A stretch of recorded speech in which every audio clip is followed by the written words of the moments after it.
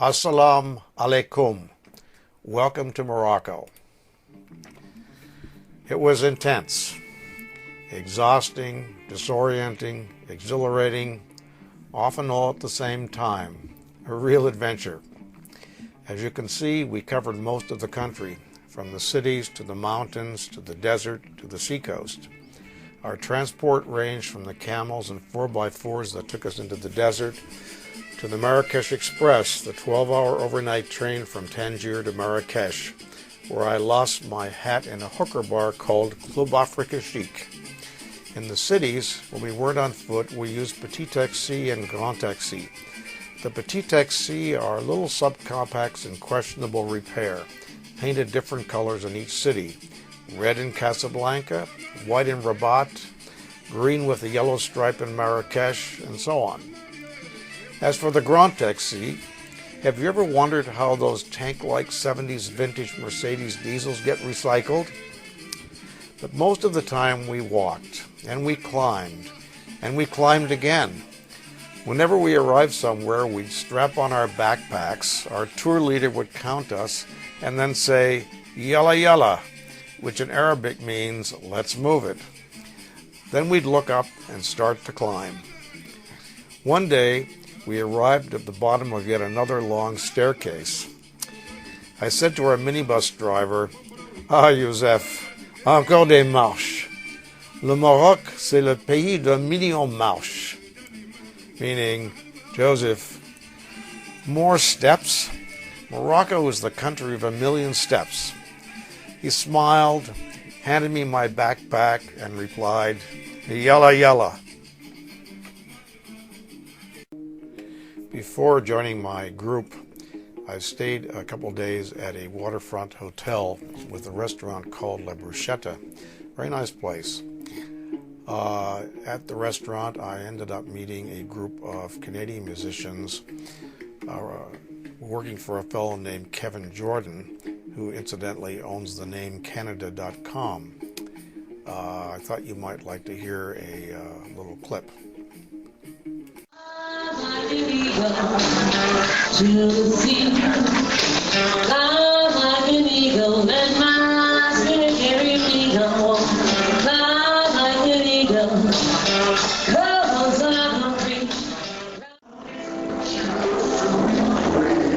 Rob Armstrong and Casablanca.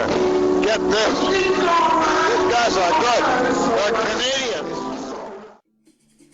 Casablanca is a big, noisy, smelly city, except along the waterfront, which is really very pleasant.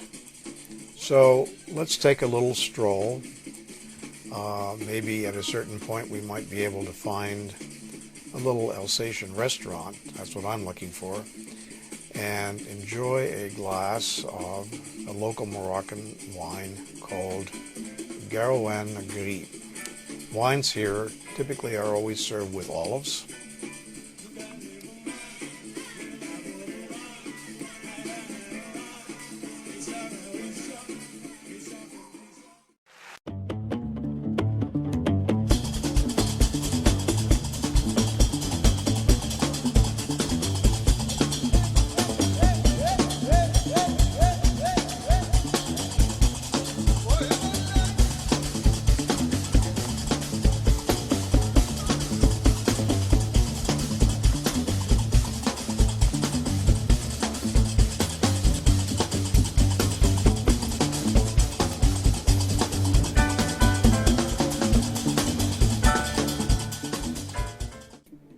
Downtown Casablanca. Air looks clean, doesn't it? But the combination of diesel fumes, stale cooking odors, cigarette smoke, and God knows what else is really suffocating. Stayed up till 2 a.m.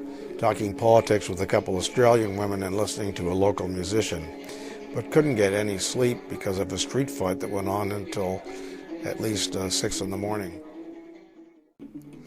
Every Moroccan city has a boulevard, Mohammed V, which is usually the main street, and an imposing local mosque. Rabat, being the capital, also has the Ministry of Finance and a rather special post office.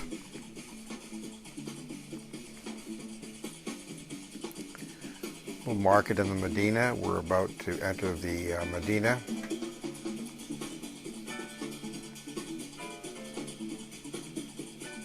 Look at the set of balls on that. Yes, Mr. Chef, what do you think of the food at this I market? think it looks exceptionally clean, really good quality, fresh, everything. Wonderful. So we are going to visit the Pirates Tower and have a view of the Atlantic Ocean and the river facing the city of Salih.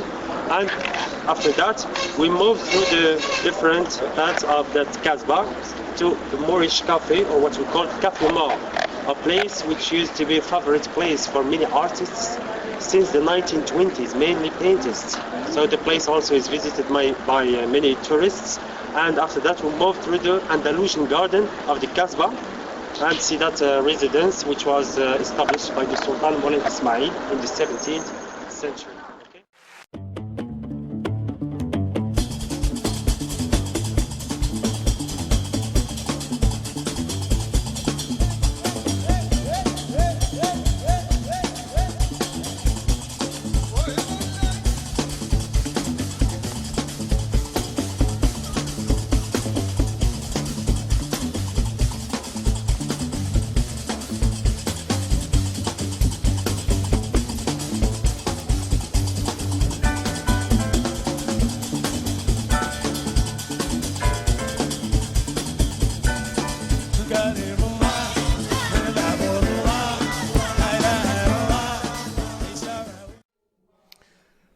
Had a great conversation with a Moroccan university student who spoke excellent French.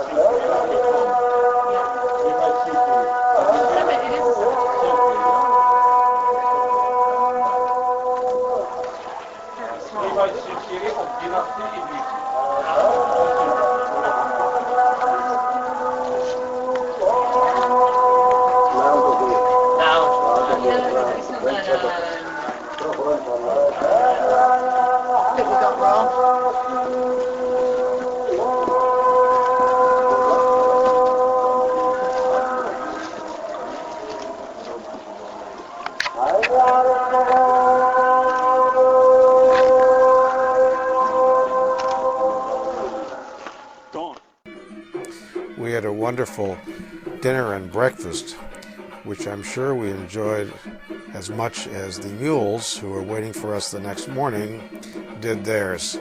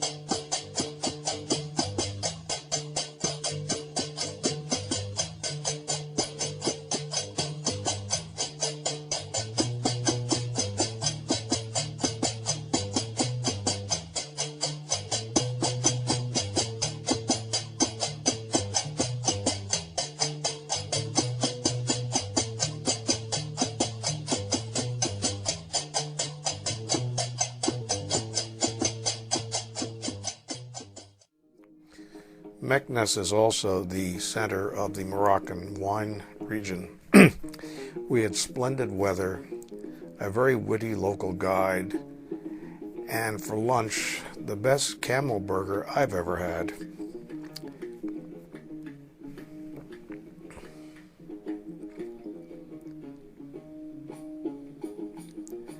The lighting in the stables is simply amazing. You have to experience it. There's Abdul, our local guide.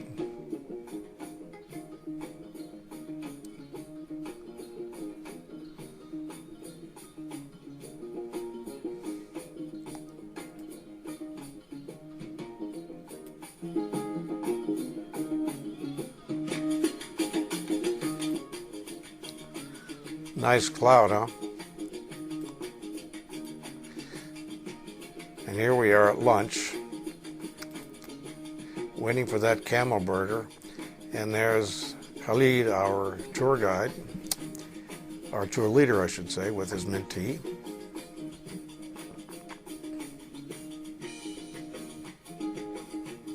Some of the doors are totally amazing.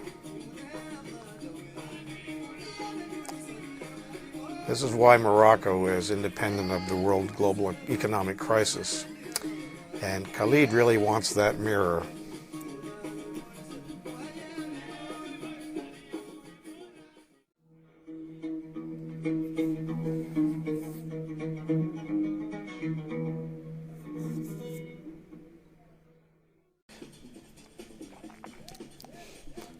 The Royal Palace in Fez encloses 82 hectares with a full 18-hole golf course.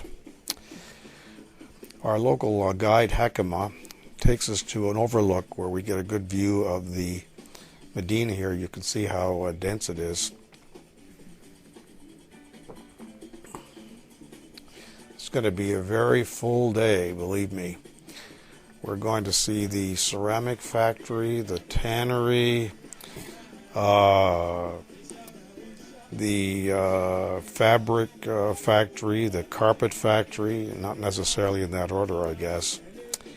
But there's a lot of walking and the streets are very narrow. And it starts to rain about 10 o'clock and we're trudging through the mud. And the mules are trying to get by with those big baskets on their backs. What an ordeal. But on the other hand, it's one of those kind of things where you work for it and it's so rewarding. Amazing experience.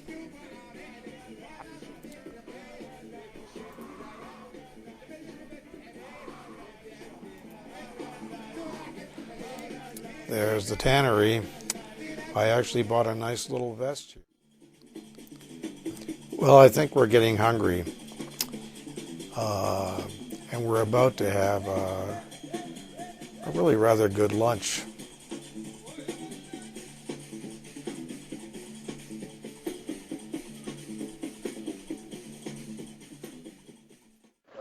Well, we've just finished a really wonderful Moroccan lunch here for the princely sum of about 60 dirhams. I guess that's probably $6, including all the bread we can eat, cooked salad, gift water,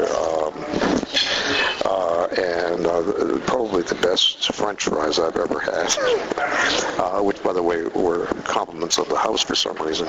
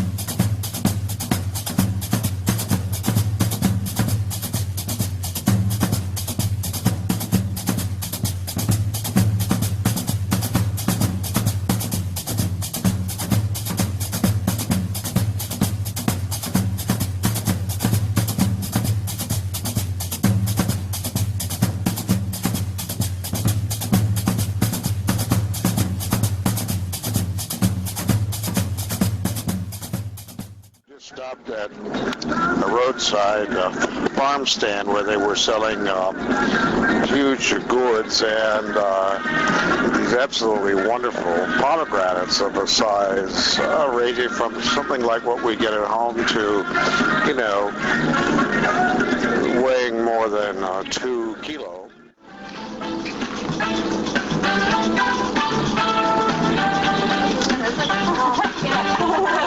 He's copying his homework again.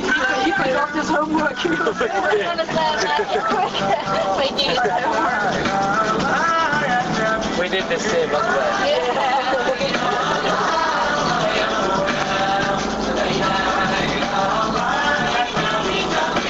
Ginawa music.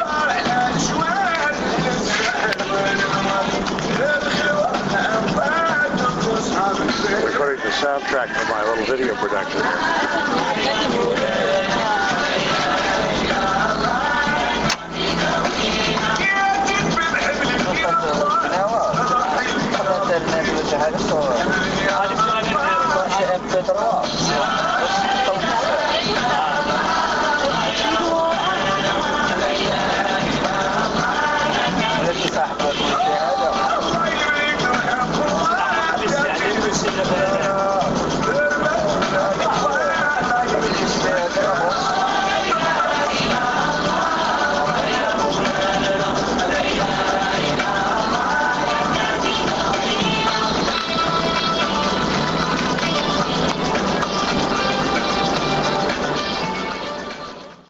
Darish Chowen, our riad in Chif Chowen, was certainly the most beautiful place we stayed.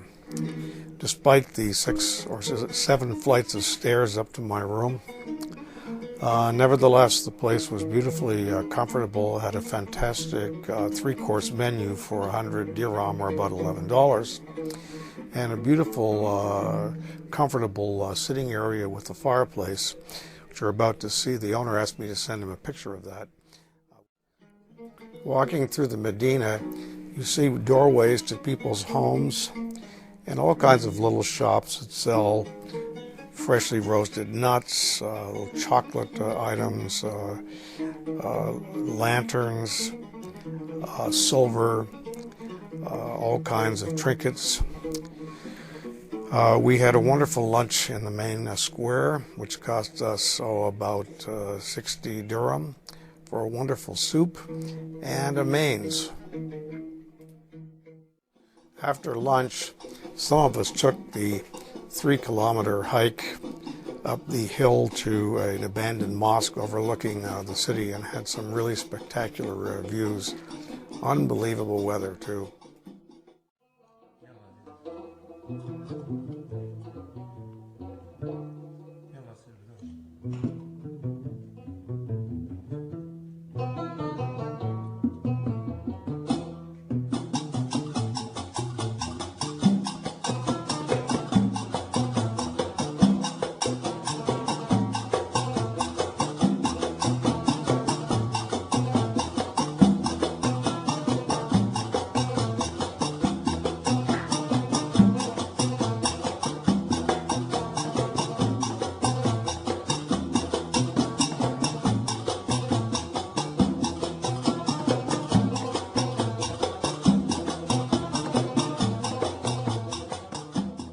Scenic route we took, it was one of the best thrill rides ever. 1-lane road, no guardrails, and people didn't care what you were doing coming in the opposite direction. Anyway, it was certainly worth the detour, shall I say, because we ended up getting there in time. And we stopped at this beautiful seaside place where Joseph likes to vacation, and had a nice lunch and a little breather at the seaside.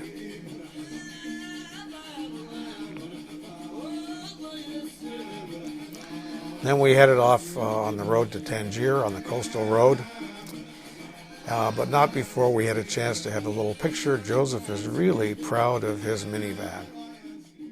The overnight train to Marrakesh was extremely comfortable. We had a sleeping compartment with 4 couchettes, which was really very clean, had nice sheets, And certainly it was cleaner than our somewhat questionable accommodation in Marrakesh, Hotel de la Manara, which looked beautiful from the outside, but was quite another story on the inside.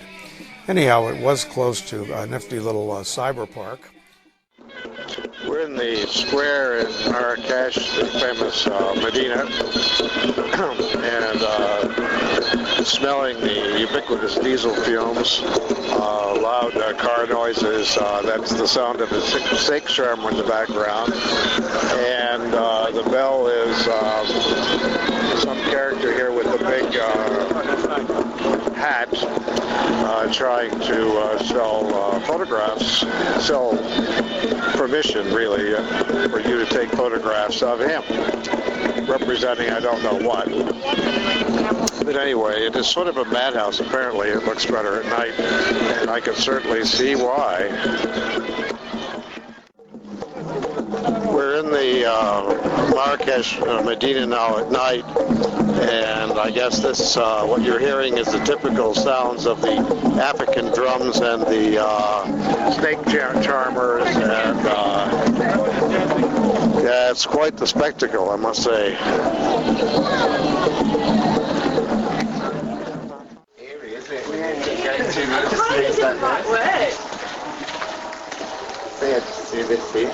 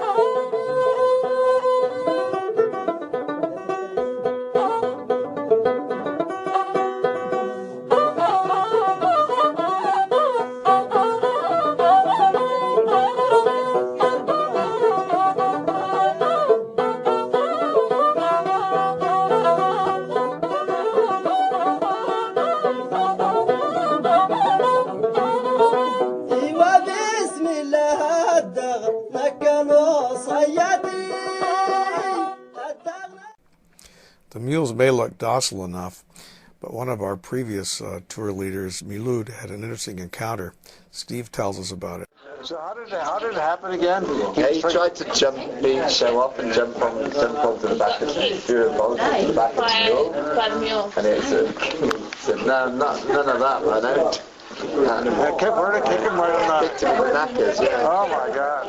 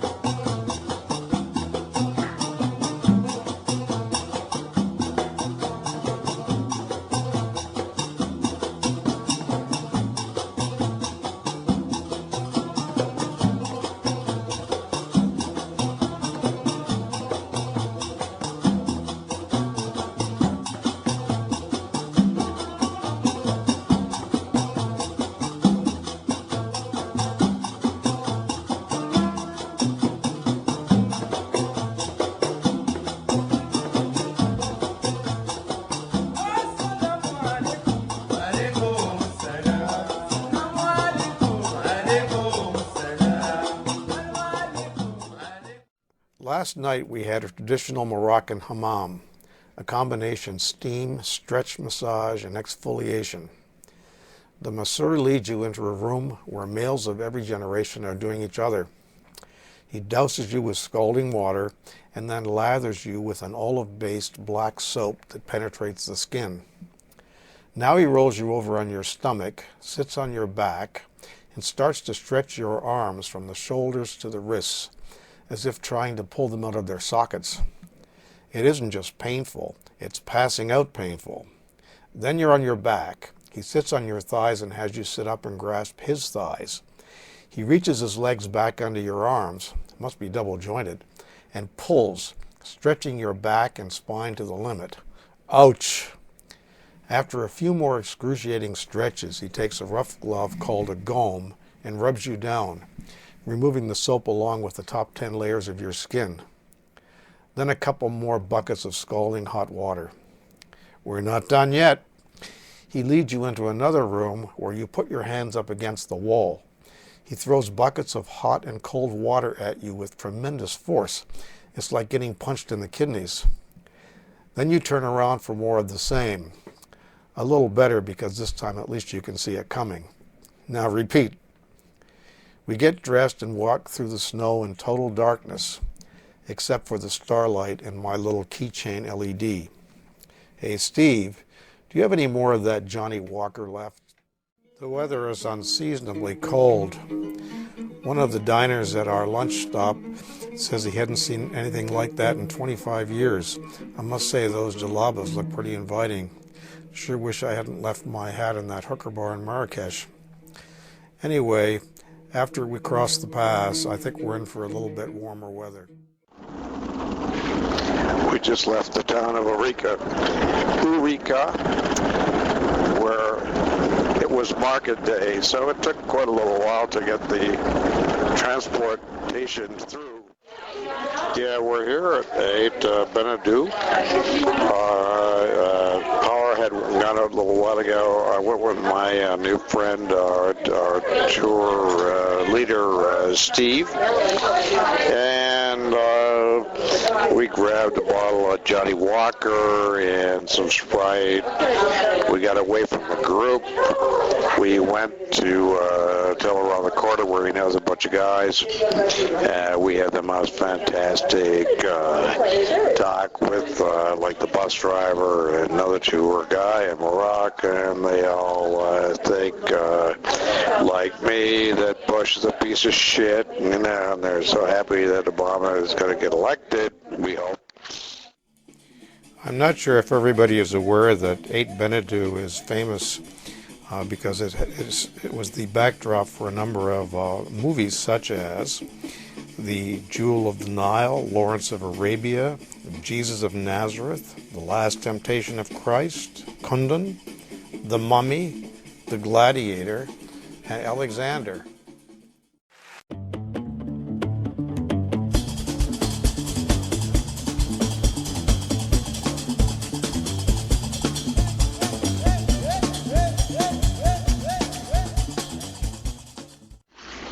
We had just visited one of the movie studios near Ait Benedou, and have come into the little town of Ouarzazate, which apparently is where the movie stars stay.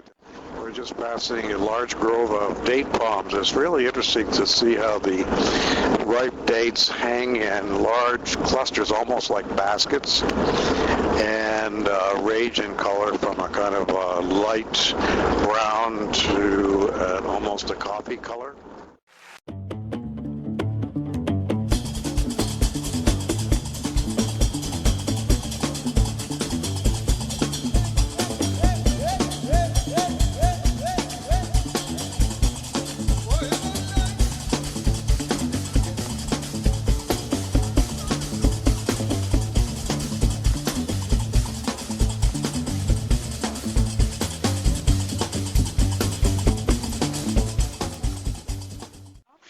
Many students, they come all from Morocco. We come in here to study Quran 1 year, and then we go to Marrakesh, and then we finish in Fez.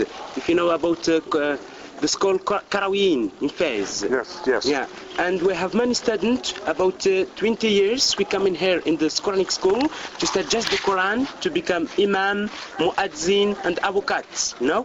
And now we'll go to say the library. Then we have 4,000 books. Old books, it's written by Ghazal Skin. But not Ghazal about for...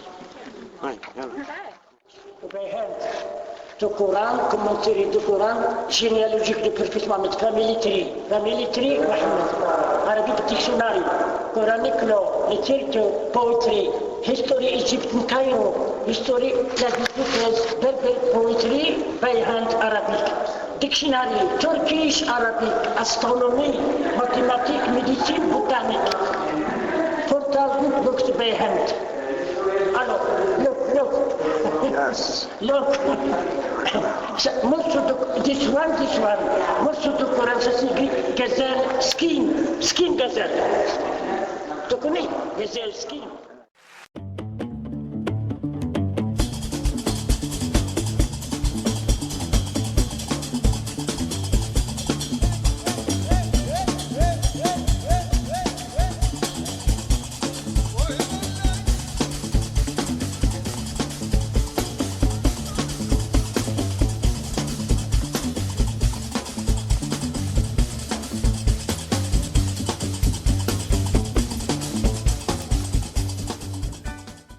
And my camel's name is Habush. He is followed by his brother Hamish. A very interesting experience here. I don't know how many more hours of this a normal person could take down.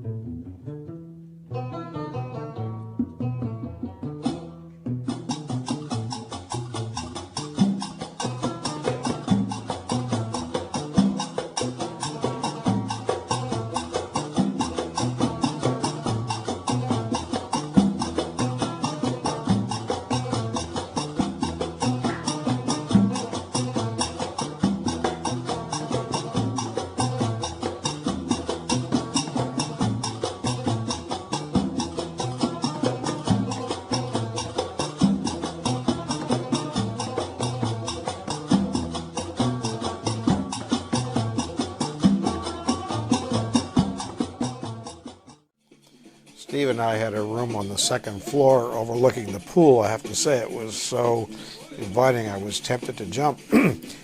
So we took a little tour around the town at night. We stopped for a drink at the Palais Salam, a very high polite hotel downtown. And after that we had a very nice late dinner in the hotel.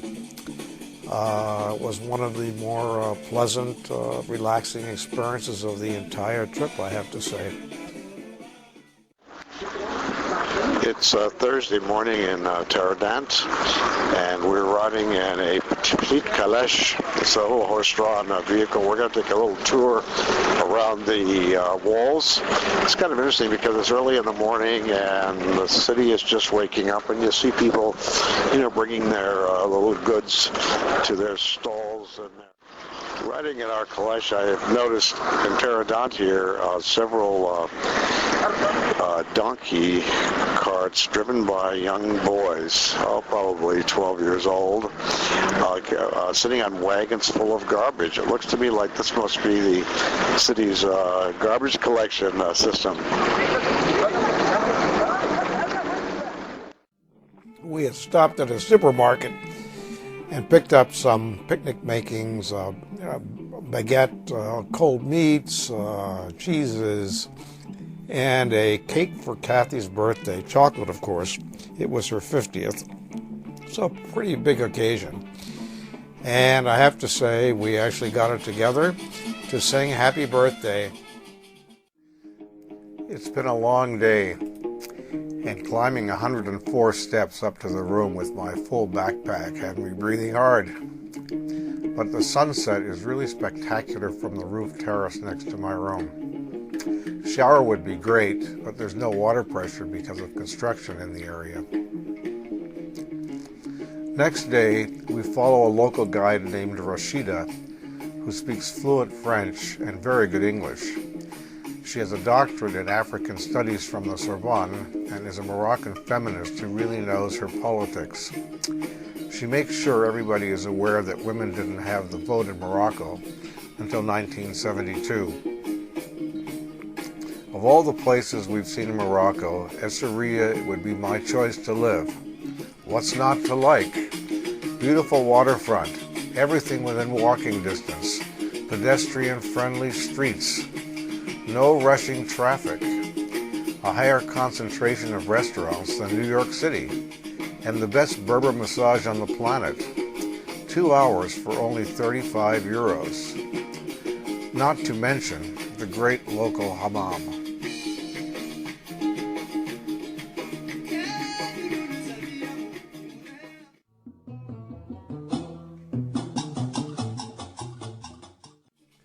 After lunch, we visited a silver cooperative where you could watch the artisans making really beautiful rings, pendants, and other jewelry. And of course, there was ample opportunity for shopping.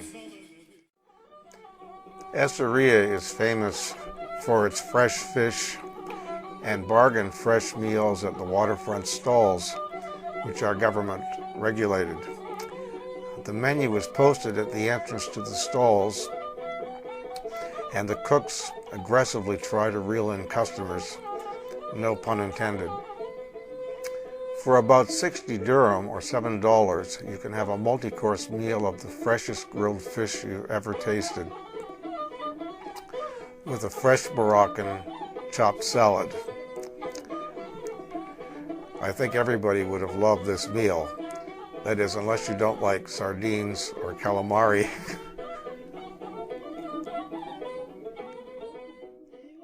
One for them and one for Steve. One for you, one for me, one for you. One for you, 3 for me. So I ended up with like sort of 12 bottles of wine, like a couple of boxes of wine at the end. And so that kept me going on my time off. 11 of us went on a wine tour last year, like to New South Wales, up to this kind of regional area, and we had this trailer, I think it was 2 ton, and we came back and this thing was packed to the rafters. We'd been on a wine tour for about a week and it was absolutely chockers. We got it all out of the bus, everyone had their little piles, everyone was trying to work out whose was what. This thing was absolutely heaving. We were going up hills, it was like... On our last morning, we had breakfast on the roof terrace with the spectacular views of the waterfront. You can see everybody, his cousin has a satellite dish. And then I went for a 2-hour Berber massage, which I think is as close to heaven as I've ever come on this earth. There are no ways to describe that experience. After the massage, I ran into Steve on the street. We took a little tour around the waterfront area and watched the buildings coming down to make way for new hotels and waterfront condominiums. We take a local bus back to Marrakesh and have dinner at the famous food stalls. As you can see, Steve is really in his element this time. Food is, as usual, delicious, although there's a lot of smoke in the air.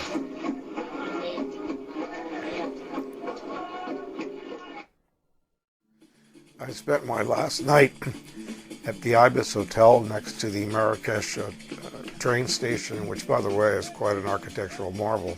The room was spotless, had a great shower and a clean bed. In fact, it was a feather bed just like what I have at home. Steve had an extra day, so we had dinner and then explored the area, scoping out the local watering holes. Nice relaxing evening before taking the train to the Casablanca airport the next morning. Also, what a pleasure to wake up and pick up the newspaper and to read about the victory of our friend Barack Obama. I get to the Casablanca airport around 6, but the business lounge doesn't open until 11, so I'm stuck in airport wasteland for 5 hours. I just need to get numb. I arrive at my hotel around 7 a.m. but can't check in that early. However, they have an exercise room with showers on the 4th floor, so I sneak up and take a shower. Then I have breakfast, walk a couple blocks to the nearest ATM machine, and finally check in around 11. The room is everything one would expect from a premium German chain. Spotless, spacious, and comfortable. Even had a plasma TV. I take a 2-hour nap and then walk into downtown Frankfurt, only about 20 minutes from the hotel. I pick up a couple bottles of Riesling and come back to the hotel for dinner. The restaurant is surprisingly good, excellent, fresh food prepared with care and served by professional waitstaff. This is the place to come, by the way, if you like fresh tea. The hotel has a small but very comfortable lobby bar managed by Mario, who is a great talker. You should have heard his reaction when a couple of Brits walked in and ordered Chibis on the rocks. Hope they didn't understand German or just weren't listening.